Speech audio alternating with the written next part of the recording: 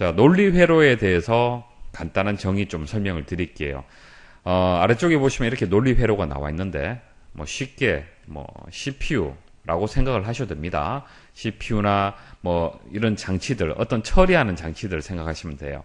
자, CPU는 처리하는 역할을 하는데, 1 더하기 2를 하게 되면 이 더하라는 이 명령에 대해서 처리하는 주체가 CPU가 되는 거예요. 자, 1이라는 데이터, 2라는 데이터는 메모리에 저장이 되어 있는 거고요. CPU는 처리하는 역할을 하는데, 그럼 어떻게 처리를 하느냐? 컴퓨터 내부적으로, CPU 내부적으로 논리회로가 있고요. 그 각종 논리회로가 서로 연결되어서 처리를 해줍니다. 자, 그 논리회로가 여기에 다 이렇게 연결이 되어 있어요. 쭉 이렇게 연결이 되어 있는데요. 그 논리회로는 기본적으로 이진 정보를 기반으로 작동이 됩니다. 이진 정보. 1 아니면 0이에요.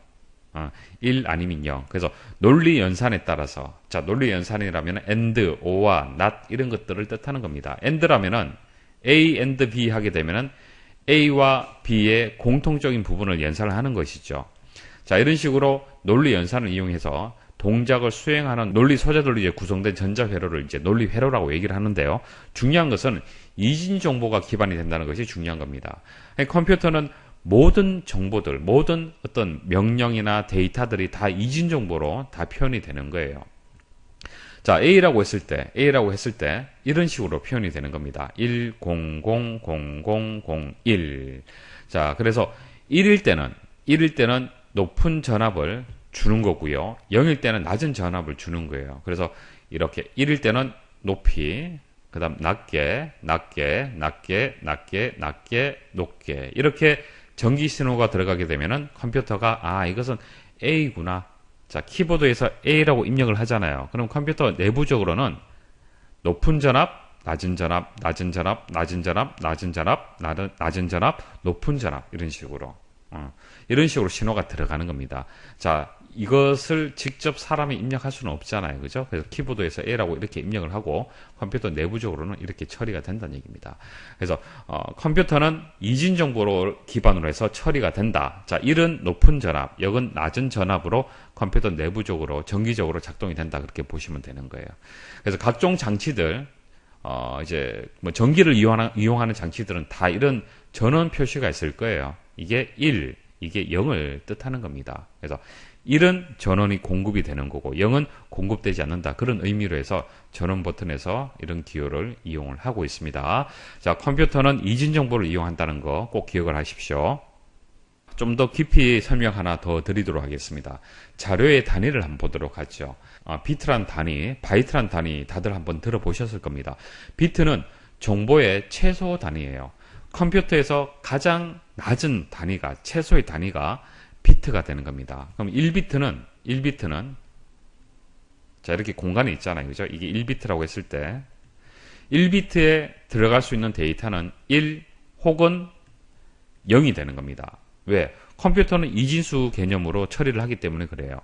그러니까 1이 들어갈 수도 있고 0이 들어갈 수가 있는 겁니다. 그럼 정보를 표현할 수 있는 개수는 몇 개가 되는 거죠? 2개가 되는 거죠. 자, 만일 2개의 비트가 있으면 어떻게 됩니까? 0, 0. 자, 0, 0이 들어갈 수도 있고 0, 1이 들어갈 수도 있고요. 1, 0, 1, 1. 네 가지죠. 자, 3개가 있을 때는 어떻게 됩니까? 자, 0, 0, 0, 0, 0, 1, 0, 1, 0 이런 식으로 나오겠죠. 자, 계산하는 방법은요. 2의 1비트일 때는 1승 하면은 정보의 개수가 나오고요. 자, 2비트면은 2의 2승. 정보의 개수는 4개. 자, 3개의 비트라면은 2의 3승이 되기 때문에 8이 되는 겁니다. 8개의 정보를 표현하는 거예요. 비트 수를 주게 되면은 정보의 표현 개수를 우리가 구할 수가 있습니다.